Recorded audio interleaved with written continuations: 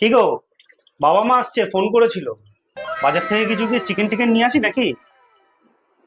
না না, এত রাত্রিবেলা তোমাকে আর চিকেন আনতে যেতে হবে না। ভাত ডাল আলু ভাজা রান্না হয়ে গেছে, এটাই খাইয়ে দেবো। এতদিন পর ওনারা আসছে, শুধু ভাত ডাল আলু ভাজা খাওয়াবে? আরে বয়স হয়ে গেছে, একটু বোঝো। ভাত ডাল আলু ভাজা খেলে শরীরটা ভালো থাকবে। ঠিক আছে। এতদিন পর আমার শ্বশুর শাশুড়ি আসছিল, ভাবলাম কিছু একটু ভালো মন্দ খাওয়াবো। ঠিক আছে, ভাত ডাল আলু ভাজাই খাই।